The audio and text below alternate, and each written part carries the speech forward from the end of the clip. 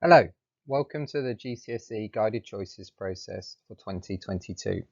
Thank you for listening to this video or presentation or audio over the presentation that hopefully will help you in deciding the best course and the best subjects that your young person in Year 9 wishes to do. So my name is Ben Phillips, Deputy Principal at Chichester Free School, and I'm going to talk you through some of the reasons and selection choices that you've got ahead of you and then how to do the process.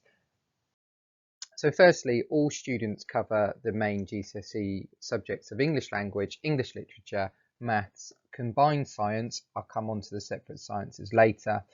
These are all examined at GCSE level, and in addition to this, we also examine in short course, and that's half a GCSE religious studies. All pupils also study core PE with 2 lessons a fortnight of core PE. This is non-examined, and 1 lesson a week of citizenship, HSCE, personal, social and health education, often taught by Mr. Angel, our assistant head teacher here. So that's the core curriculum that all pupils in Year 10 and 11 will follow. Sometimes you hear the language or the word used, the EBacc, and that's referring to the English Baccalaureate. That makes up the subjects from before English, Math and Science. And alongside that, it also makes up the subjects of either a modern foreign language, so in our case at CFS, that's French or Spanish, and on top of that, either history or geography. We're adding computer science into the mix this year, and I'll come on to that a bit later on as well. So if choosing subjects that are EBacc related is your choice, and I'll come on to reasons why in a moment, just be aware that you need to include either a language and humanities for that alongside the GCSE in English, Maths and Sciences. We then have a process of open choices, as we refer to them, and you need to take 3 additional choices for open subjects. So for example, you might pick your first choice as either French, Spanish, geography or history or computer science, and then on top of that you make 3 further choices. For example, from the list in front of you, you pick dance, perhaps you might also pick media studies and then food technology. We have our GCSE open choice as a free choice. We don't require students to pick a art or a humanities or a practical subject. It is entirely down to the student what choice of subjects they wish to pick. So this therefore requires students to be well informed about the process and what they're going to achieve. Now, returning to the English Baccalaureate, as I mentioned earlier, at CFS, this is a choice. For some pupils, they may want to do additional language or geography or history as well, but they don't have to do both a language and a humanities. It is entirely a choice that we offer at CFS. We would encourage the English Baccalaureate for those pupils that are considering moving on to study at A-level or perhaps even university, as it offers a broad and balanced curriculum and opens opportunities that perhaps narrowing down a curriculum of only a certain group of subjects would limit the choices available later on. Some of the advantages of choosing the EBacc subjects, so as I mentioned earlier, French or Spanish at CFS or one of the humanities, geography, history alongside that.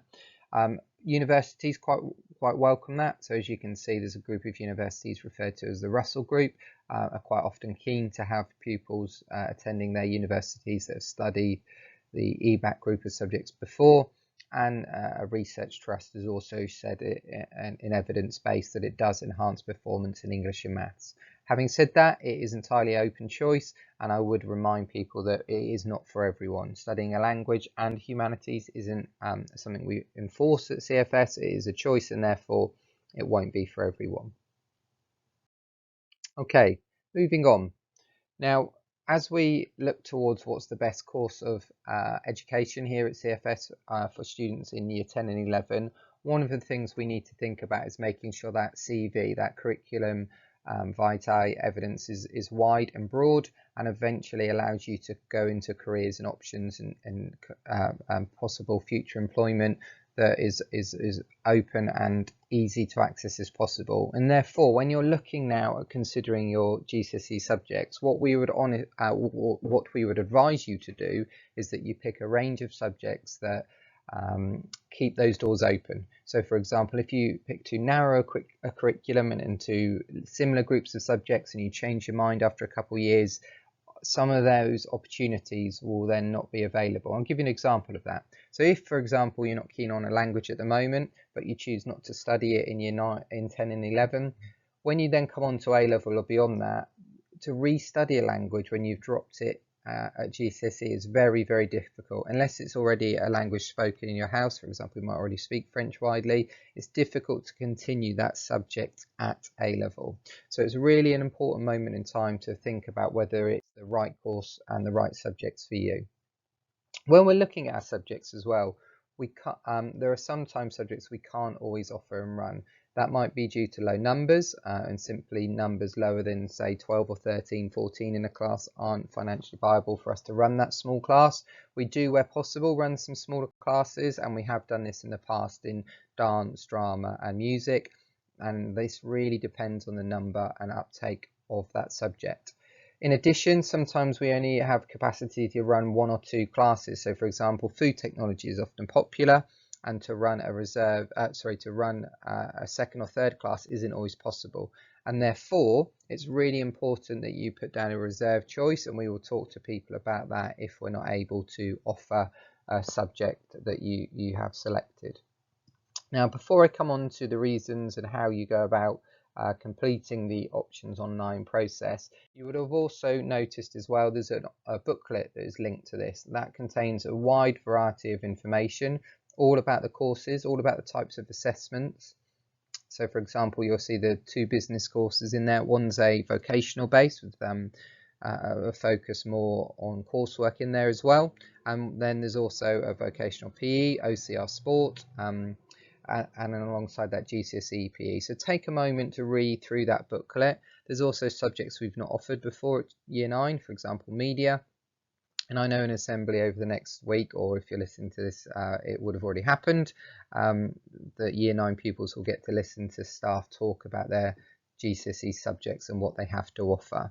I have already spoken in Year 9 assembly about this process and spoken to the Year 9 pupils about the importance of picking subjects that are important to you, that you enjoy learning, you enjoy studying on, and you feel successful in. The reasons not to pick the subject are clearly because your friends do it. So it's a really important moment in time that we talk at home. Hence the deadline is over a month. So as you can see, we're launching this on the 27th with our guided choices evening. Now, unfortunately, due to COVID, obviously, this is a online presentation and not face-to-face. But also at the same time, there's an evening opportunity to meet and talk with your teachers about what is working for you. Our online system, and there'll be a link in the email sent to you.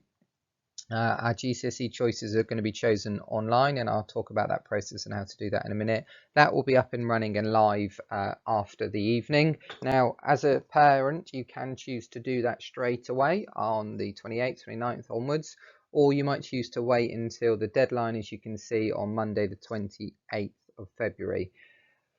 There is no first come first serve with this, and I need to stress it is important to take your time, talk to friends, talk to peers, talk to people that have gone through the GCSE, and most importantly talk to the teachers that teach you currently and those that you're considering taking a GCSE choice in, and then make an informed decision. As I said, the form will not be processed until after the 28th of February, after the half-term date there.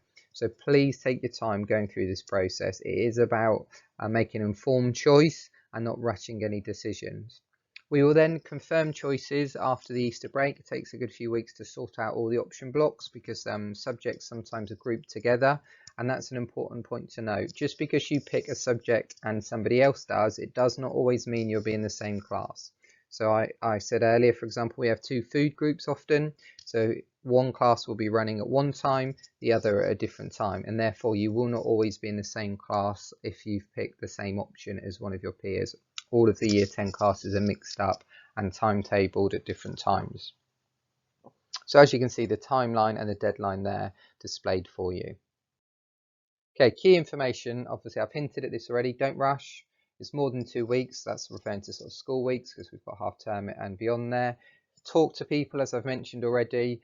One of the key notes when we look at the online process, and I'll just remind you about this, is parents need to tick the box to see the guided choices form has been approved.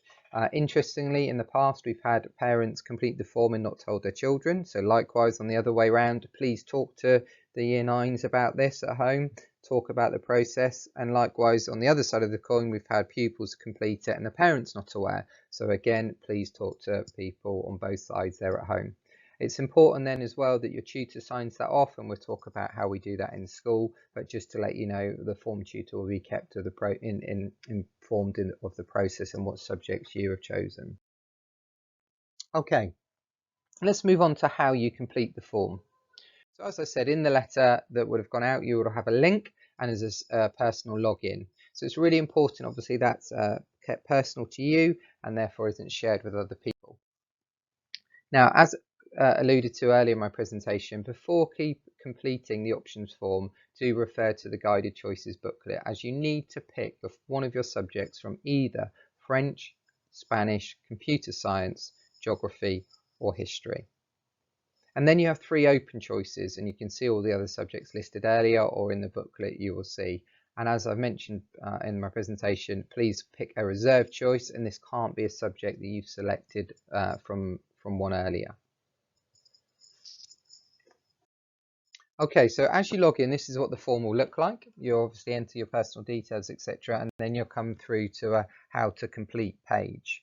So at this point, it's important to note the first subject choice will be the English Baccalaureate choice. Apologies, the recording has cut the edge of the T and A off on the far left there. But on the pathway A, everyone has to follow pathway here, A, the first choice, when you click either computing, geography, Spanish, French or history, that will turn green. And instead of seeing the 0 of 1 courses from this list, it will go to 1 of 1. And obviously at that point you can click next and move on. If you've made a mistake, you can click it again or touch the screen again and unselect it and then pick again. Then we come on to the open choice, and again, apologies if a few letters have been cut off the top left, an A and an S, as you can see. So at this point, you then get 3 choices. Now, really important point and most important thing I said in assembly last week to the Year 9s and in my presentation here today is your most important choice, pick first, or in this case, it will be a second choice because the previous slide was your first. But the most important subject to you should be your first click here, then your second, then your third.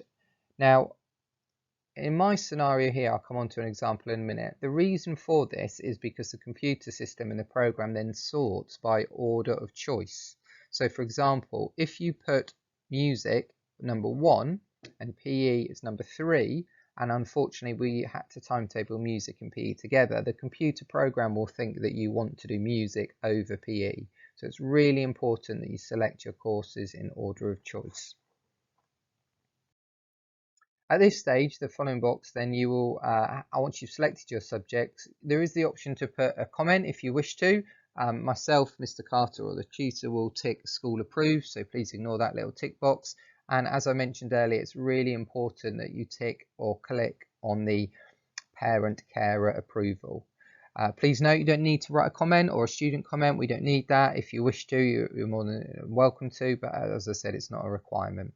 So at this stage, myself and Mr. Carter in early March will sit down and hopefully resolve any issues, and then we can move on with the process and informing people of their options after the Easter break.